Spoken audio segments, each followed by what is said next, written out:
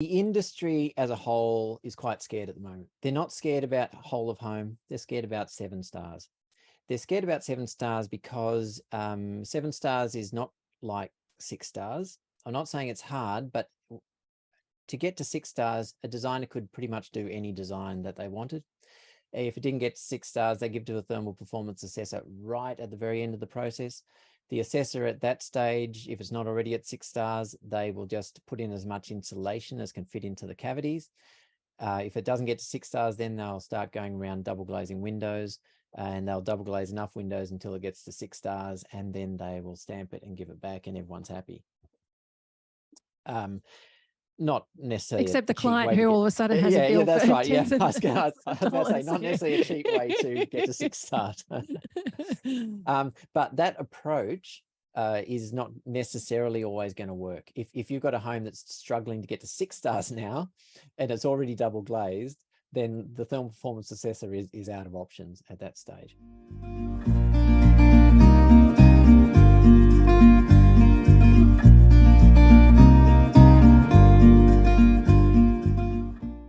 So the first thing, maybe I'll get you to visualize this. So we visualized a circle before, which we divide into 3 bits. Heating and cooling is in the first third, hot water, and then appliances. Like I said, it does vary a little bit state to state, but this will put you in the right ballpark. Now, a 6-star home limits your heating and cooling, that third of the pie there, if you like, limits it by about half. So cuts that wedge in half. That's if you design it to 6 stars and you build it to 6 stars. And that's simply because nature is doing the heavy lifting for you and providing your heating and cooling with a good design. Notice too that I said you build it to 6 stars. Yeah, And that's a whole I other heard conversation. The qualification there. Yeah. Now, 7 stars, if you design, you build a 7 stars, it's taking off almost 2/3 of that wedge. So you've got a little bit of heating and cooling still to go. So my first point that I'd like to get across is you don't necessarily need to get to 10 stars to get a net zero home. Don't worry, 7 stars is adequate with the technology and the price points of the technology that we have today. So if you get to 7 stars, fantastic. If you get to 8 stars or 9 stars or 10 stars, it'll be all that much easier for you.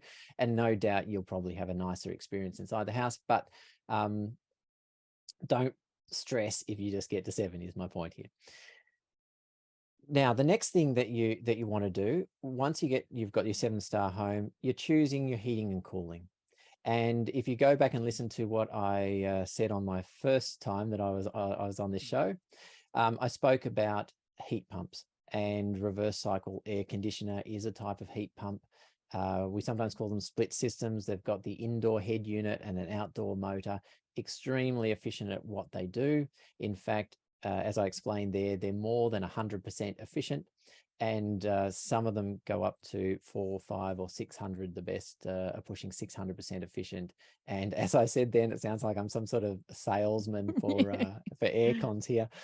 And it's magic air. Yeah, yeah, magic. They're not actually making heating or cooling. They're just shifting it. There's another word that you sometimes hear associated with these heat shifters. And they have a loop of refrigerant that they pump around from the inside to the outside, and it might take, say, a kilowatt hour of energy to pump this refrigerant around, but as it goes outside, it grabs heat if it's in heating mode and brings it inside, and it goes outside again, grabs heat and brings it inside. It's like someone sticking their hand outside with a big sponge and sort of soaking up the heat and coming inside and squeezing it out. And in running for an hour, it might use a kilowatt hour of energy, but can transport 3 kilowatts, 4 kilowatts, 5 kilowatt hours of heat. So effectively can be very efficient what they do. Now, assuming that you put on reverse cycle air conditioners, and if you've designed your house well, you probably don't need all that many in the house. It's actually the cheapest form of, if you want heating and cooling together, it's probably the cheapest way to do it, depending on how many split systems you end up putting in. Assuming you do that, you can get that wedge of heating and cooling will be just about gone. There'll be just a little slither of it left, maybe a sixth of that one wedge. Okay, you've done about as much as you can do there. The next wedge, we're looking at hot water. Hot water is the next wedge. Two technologies to think about here. One is to realize that 50% of your hot water goes through your shower head. So it makes sense to get a water efficient shower head. Now, this is outside of the whole of home scheme. They don't even consider shower heads. So this will actually put you a bit above your rating if you put on a water efficient shower head, because that's not only going to save water, it's going to save hot water as well. And is the software sophisticated enough to recognize that, even though it's not part? Like, how does that come into taken no, into it doesn't at all. The software doesn't take it into account at all. But the reason that I bring it up is you might have some builders and some designers listening, and this gives you some headroom, in fact, because of course this is just a simulation, but simulations meet reality, and sometimes in reality conditions are outside parameters, or people aren't running their homes like the software assumed that they would. This gives a little bit of wiggle room because you're a little bit more efficient, and it's just a nice idea. It's also one of the things you can put in your house that pays itself off really, really quickly. In fact, the most of all the sustainable things you put in your house, or your energy efficient things you put in your house, this is the best. So I would suggest get a good one. Get a good one. Don't go skimpy on your shower head. You will regret it, and you will end up deciding you want to get one of those rain showers to just drench yourself because you're sick of being cold under the shower, running around under a spray. Yeah, that's it. So get a good quality one. You'll have no trouble. Or 2 or 3, however many showers you have in your home. The second technology, the second group of technologies is what you use to make your hot water. And there's 2 things there. One is solar hot water is still fantastic. 3/4 of your hot water will be made from the sun on a good quality solar hot water throughout the year. Or again, a heat pump hot water system. So again, using heat pump technology. The best of those, again, they I spoke last time about a coefficient of performance. A coefficient of performance, the best ones have a coefficient of performance of around about 4, and that is that idea that they run and they use 1 kilowatt hour of energy and transport 4 kilowatt hours of heat. That's a coefficient of performance of 4. So once again, you can make a lot of hot water with only a fraction of the power normal, because the average home, if you like, is typically using gas, or they're using resistance hot water to make their hot water. So what do you mean by resistance? Resistance hot water is where you just got a tank of water with an element inside it that gets hot. It's usually a coil or a loop, and it just gets hot and it heats up the water. Those systems can only ever be 100% efficient. So a resistance hot water puts 1 kilowatt hour of energy in, and it heats up the water 1 kilowatt hour of heat. It's 1 to 1. Whereas the heat pumps, for 1 kilowatt hour in, you're heating up the water 4 kilowatt hours of heat. So it's sort of this 1 to 4 ratio. That's its coefficient of performance. So if you get either a good an energy efficient heat pump or solar hot water, and combine that with a water efficient shower head, once again, you really fractionalize down that third wedge. You probably knock that into at least a third, or maybe even quarter, depending on what you get. Now, the last section is general appliances, and we've got lighting and cooking that we stick in there as well. Cooking, you can make a bit of a saving if you go induction cooking. And for those of my clients who want to go all electric, this is the pathway that they tend to take. Often the cooking is the last electric appliance in the house once you've sort of taken this pathway of using these heat pumps. And as soon as you put that on, that induction cooktop, you can effectively get rid of the gas meter, and you save yourself $1 a day connection charge for the rest of your life. It's a nice feeling. But the induction cooktop itself is around about 55% more efficient than a gas cooktop, because with gas, a lot of the gas just goes around the sides of the wok or the pan as you're cooking. So that gives you a little bit of a saving. with lighting, LEDs, I mean, everyone does LEDs for new homes anyway. Try and keep to pendant lights if you can. Pendant lights compared to downlights, typically one pendant light will replace 4 downlights or so, because they just spread the light more efficiently. The other nice thing about that is when you're looking at build quality and maintaining your 7-star rating that you've just got, part of that rating assumes a certain air tightness of the fabric of the house. And every time, with standard construction, at least every time you cut holes in the plaster, you're going to be reducing or allowing a little bit more air infiltration and lowering the performance of the house. So if you can minimize downlights, that's a good move. So that's lighting. And the last one is really up to the clients. In the software, you can't input anything for general appliance. This is for general appliance use. This is the last thing. It will just call up whatever it calls up. But so that's again, like your fridge and your TV and those kinds of things, is it? Correct. Fridge, TV, your Game Boy, your phone chargers, whatever you put in your home over time. And they tend to add up, just things sticking in the wall. Just some of them just sit there doing nothing, sucking up a little bit of standby load. Anyway, if you're building a new home, often you're also going to be replacing at least some appliances while you do that. And this is normally the owner gets to do this rather than the builder or the designer, but your people listening are often owner builders. You can actually make a big impact on that last third of the pie by choosing things with higher stars. It doesn't have to be the highest star, just higher stars. Each star, by the way, on your major sort of white goods and TVs, each star saves around about $50 operating expense every year on the star below it. Yeah. And some of this can last, 10 years quite easily. So, just factor that in when you're looking at the prices of the different appliances out in the store. But yeah, if you choose, 1 or 2 stars from the top, you'll be better than average. And once again, it's not going to reflect, unfortunately, in the rating, but in your real life lived experience of living in the home, again, gives you that headroom. And, for when a whole lot of guests come over or the clouds cover the sun for 3 weeks for some reason, you've got a little bit more headroom than the rating might suggest. Now you do all that, and that's going to minimize the energy in that last wedge. And so you've really just gone around, you haven't lost any function doing this. You've got exactly the same function.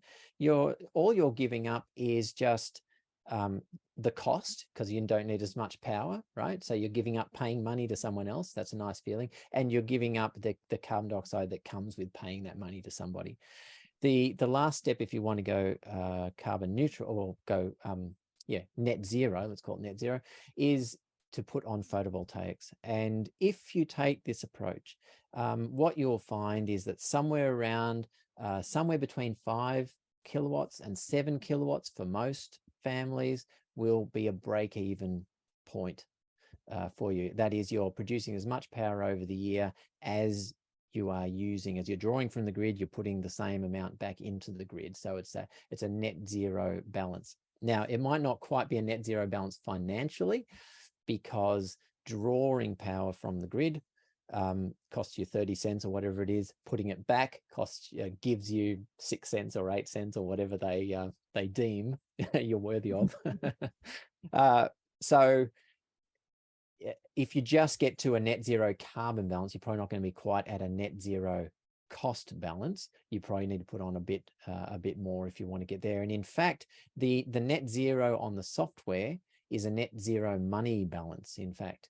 So if you do get to net zero by the software, not only you'll be producing a lot more power than you use, and your carbon balance will be, you'll be putting out more electricity than you're taking in, and so effectively you're probably taking carbon out of the air of what would have been there. So what I guess what I was saying, if you make the net zero under the software, you'll be producing more power definitely than you need to get there. So that's how you do it. And if you follow that, I don't think that sounded particularly hard. I'm not sure if anyone at home thinks it was hard, but I've done it many times. And the great thing about the software is that Look, I'm in Victoria, and it is slightly climate applicable because of the way that climate interferes, well, not interferes, has an effect on the energy for heating and cooling that you need in a home. So the great thing is that the software puts your house in its climate zone and works it out properly, you know, and with a little bit of scientific rigor and a lot of background calculations going on. So, but that's just my experience, that 5 to 7 kilowatts. Yeah, no, do you see that suppliers of hot water units and air conditioning systems might get to the point where they actually get cotton on to the fact that, hey, we could actually just market this as going to be 30% more efficient? Like, will it work like that, that they can actually say, well, this is what the benchmark appliance is, and we know that in this climate, this unit here will get you your 30%, or it'll get you your 20%. So specify this. You know, do you think that suppliers will kind of cotton on to that sort of maths equation of it? I hope so. So in the software, so when I keep saying in the software, I'm looking at the new whole of home Accurate software. Only the Accurate software is out. The other ones are still coming out. And for the listener at home, there are 4 different software. They all use the Accurate engine. They just have different front ends on them. And they're at the moment in the process of accreditation under whole of home. Hopefully due out by September. It's coming into some states in October, so they better get it. They're cutting the line, aren't they? Yeah, they're cutting the line very. Yeah. But when I look at my Accurate software and what it shows me on the screen, I can simulate and I can run a run with, say, a cheap resistance hot water versus a more expensive heat pump hot water. And the heat pump hot water might be $2,000 more to buy, but I can run it. And the last time I ran it in a project, I could see that there was a $500 operating difference every year between them. So that's the sort of information I can go back to the client with and say, well, look, you know, it's $2,000 more up front, but it's $500 saving every year. Do you want to do it, or do you not want to do it? And there's no reason why suppliers can't get that information and, you know, market it in that way. The other thing, I don't know if you want to get onto how this is going to change the industry, but what it means is that there's more information that assessors can potentially give clients here too. If they come in earlier on in the piece, as I often argue they should, they can let clients know and say, well, what are you planning to use for your, you know, your hot water and your heating and cooling? And the appliances can say, I'm planning to use this and this, and they could do a rating. And before you know it, in fact, those assessors are going to see so many different appliances. They will have the wherewithal to say, well, you might want to try this one, or you might want to try that one. And that's pretty useful, you know, useful knowledge early on in the piece. The other thing that assessors should be able to do is to let you know, and you should always ask them this, how much photovoltaics do I need to get to a net zero outcome? And there's no reason why assessors couldn't run a simulation and just confirm that for you. So that's a pretty useful bit of information too. Fantastic. Well, let's dive into that whole process of how clients and how professionals are going to get the best outcome with the way that they now work. So in terms of how it might change the way, the work practice of professionals, and also of the creation of teams, and also how homeowners generally think about who they're going to pull together in their projects. Because, I mean, in Undercover Architect, I've been teaching for some time that having an energy assessor as part of your design team enables you to make data-driven decisions about all of these things from an energy efficiency point of view, from your star rating, that then preempts a bunch of problems that a lot of people encounter when they leave their energy assessment till their building approval stage. So in terms of the best way to sort of create that team, utilize that team, and how to put that team together. And then also, I think, to understanding how much, as part of this, I think orientation is going to play into 7-star. A lot of the news out there has been, look, 7-stars is just going to be significantly more expensive. I know that you've done a lot of demonstration of, you know, whether that's true or not. We've seen Sustainability Victoria have done a whole series of case studies on what it means, you know, in terms of the different types of house types and orientation and that kind of stuff. So just what homeowners need to be aware of in terms of how they structure their teams and then how they go about their design so that 7 stars is straightforward. It's not going to be a massive hurdle for them to overcome and a lot of extra expense. Okay. Easy one to answer, hey? The industry as a whole is quite scared at the moment. They're not scared about whole of home. They're scared about 7 stars. They're scared about 7 stars because 7 stars is not like 6 stars. I'm not saying it's hard, but to get to 6 stars, a designer could pretty much do any design that they wanted. If it didn't get 6 stars, they give to a thermal performance assessor right at the very end of the process. The assessor at that stage, if it's not already at 6 stars, they will just put in as much insulation as can fit into the cavities. If it doesn't get to 6 stars, then they'll start going around double glazing windows, and they'll double glaze enough windows until it gets to 6 stars, and then they will stamp it and give it back, and everyone's happy. Not necessarily except the cheap client way who to all of a sudden has a bill yeah, that's for right. Yeah, tens of I was going to dollars. say not necessarily a cheap way to get to 6 stars. But that approach is not necessarily always going to work. If you've got a home that's struggling to get to 6 stars now, and it's already double glazed, then the thermal performance assessor is out of options at that stage. So first of all, what do designers need to do? Or what a homeowner who's trying to put together their design team should do 2 things. One, they should go to a designer who understands passive solar design. Now, this is probably a really hard thing to get their head to actually determine, other than to talk to them, other than to maybe look at their website and their Instagram page and see what they're talking about. Because if you already understand passive solar design, 7 stars is not hard. I have, in fact, we've got our carbon zero series, which we spoke about last time, but since then I tested one with putting a 4-story high wall all along the northern boundary. This is a normal suburban block. Imagine a house with a 4-story high wall all the way along. It dropped from 8 stars down to 7.1 stars, right? So Wow. that's a big difference, right? Yeah. But it's still within. It's still performing. Yeah. Still performing, right? And that's mainly because I didn't go overboard with windows, and windows are the weakest point in the thermal fabric. Because at night time, there's no nice sunlight coming in. It's normally just cold outside, or at least in my neck of the woods. And so you lose a lot of energy through your windows, even if they're double glazed. So, but that was really just to show that I then actually took that house and stuck it at thread bow.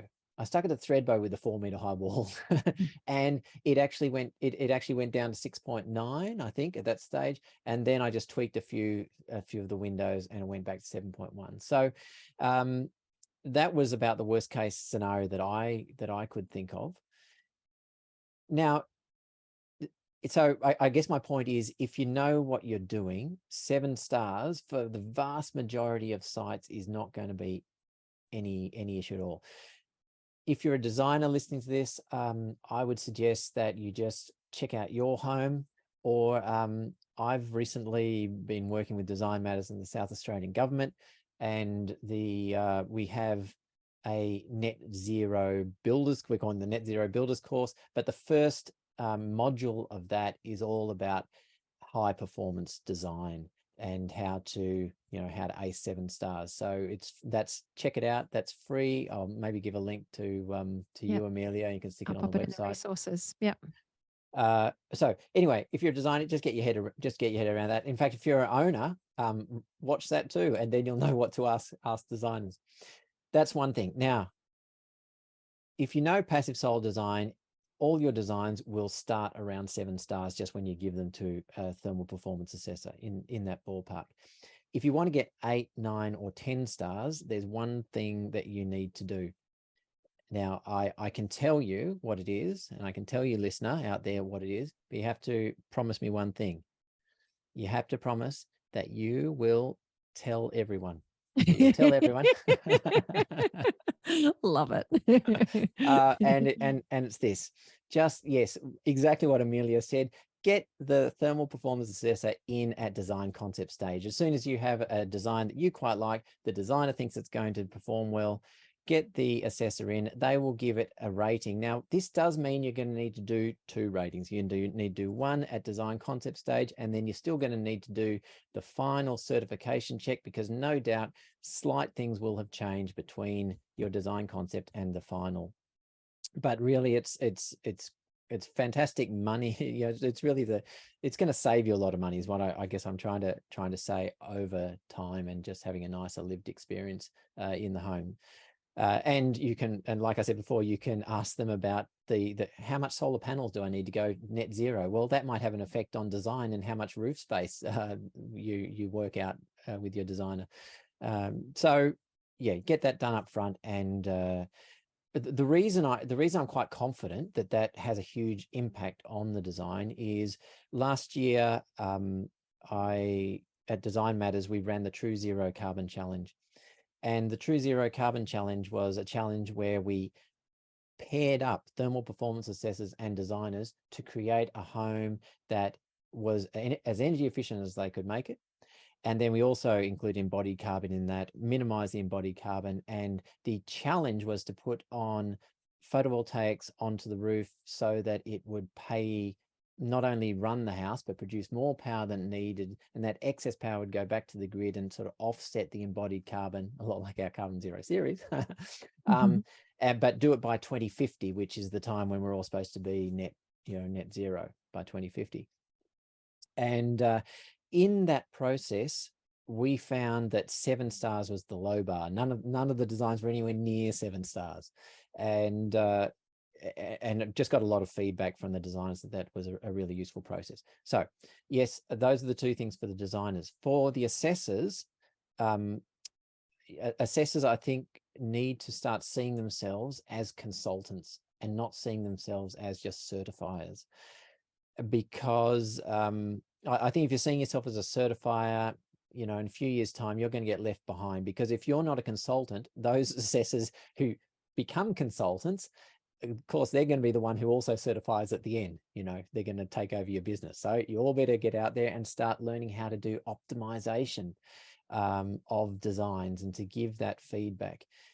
And if you don't know how to do that, and a lot of assessors won't necessarily have much experience doing that because they've just been doing certifications and quick turnover work. Join Design Matters National. We've already got an optimization course for you. In fact, all members get the optimization course for free, and designers get the working with whole of home free, and what sort of information to put on plans and where to get it from, so they can find out that bit. We were actually pushing really hard because in Victoria we thought that October was going to be it, and we had to have our members upskilled. So any Design Matters National members who haven't seen it, we've got free training. Yeah, you don't have to pay anything for this one, so get on board with that.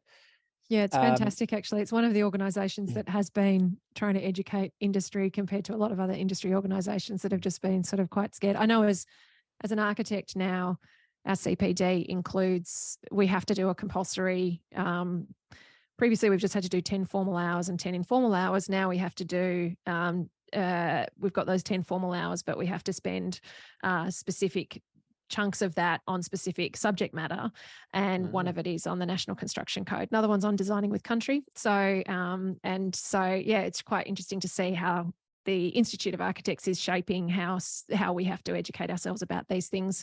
Yeah, but obviously, yeah, builders don't have the same. I think it's not being done as much in the building industry. So I think it's been really interesting watching Home Method members navigate this with bringing on their energy assessor early, and just how much it empowers them to make decisions about things, because when they wrap their heads around the fact that it's an extra consultant and it's an extra fee, but all of a sudden it's this really great intel into decisions that they're making, to the point where they start to see, I've had members be able to move their star rating by 3.5, 4 stars from when it was first designed to, where just by making tweaks and changes that didn't compromise the feeling or functionality of the home, but because they were in the design phase and they weren't wedded or completely emotionally moved into the place, it was a lot easier to incorporate, right through to, I'm trying to decide whether to have a dark roof or a light roof. I live in a cold climate. It's like, well, we have training in there that shows them that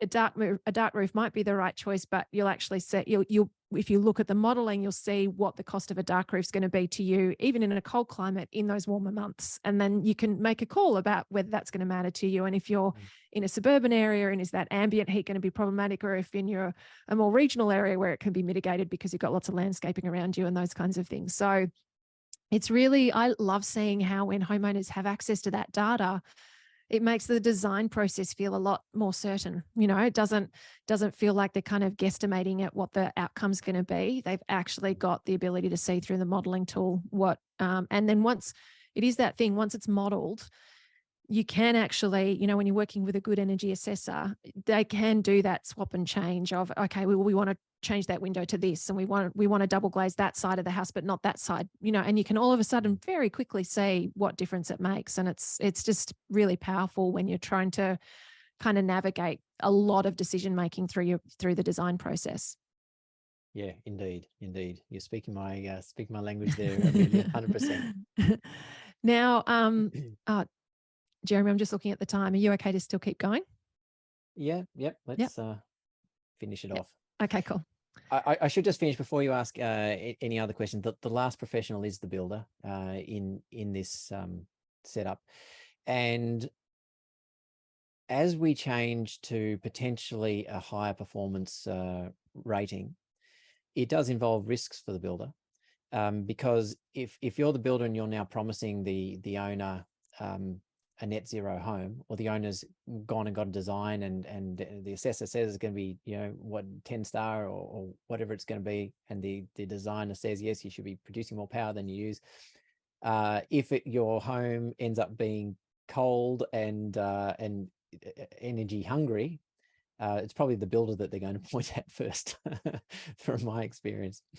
And so what I'm suggesting that builders need to do, you don't need to be worried about this, but just as a strategy to cover your risk, I would be suggesting that builders do a couple of things. First of all, and I've been working through Builders Declare and Design Matters National to come up with a thermal performance checklist. I'm quite happy to share that, and I'm happy to share it with you, Amelia, and your people. That'd be fantastic. Thank you. But this is a checklist, and builders are very au fait with quality assurance checklists and using them.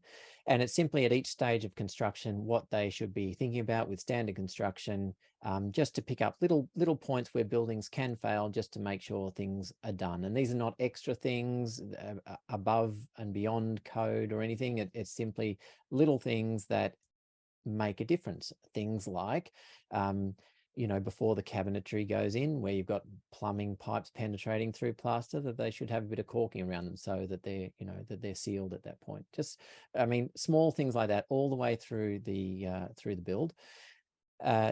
So one, that makes sure that you've got a system for a consistent product that you're putting out.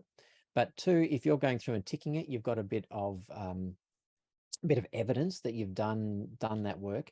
The other thing that I would be suggesting that builders do is pick up a thermal imaging camera.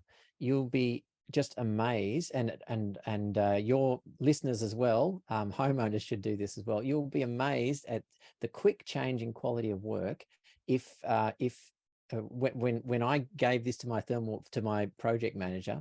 It's just a little camera. There's a little bit, in fact, that goes on my iPhone and goes on the iPad.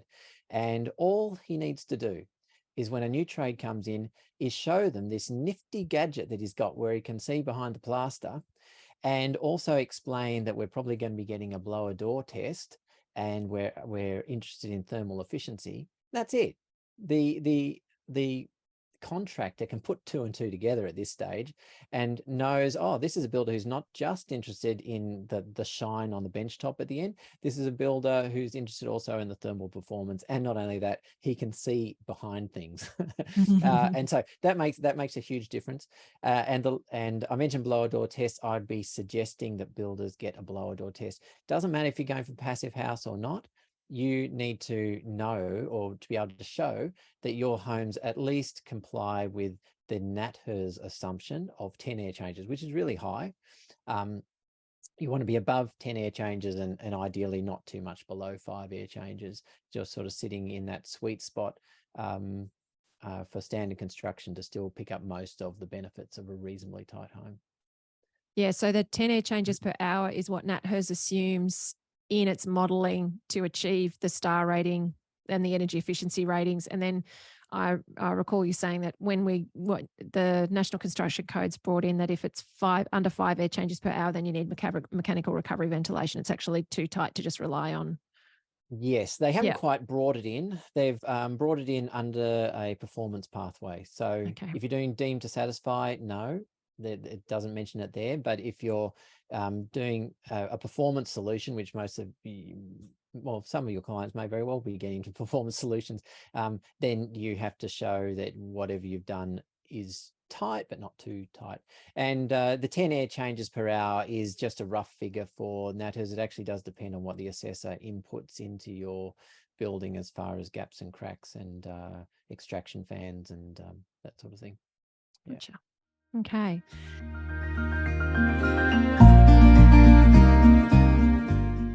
When I originally looked at the pilot tools, it was very clear the running costs.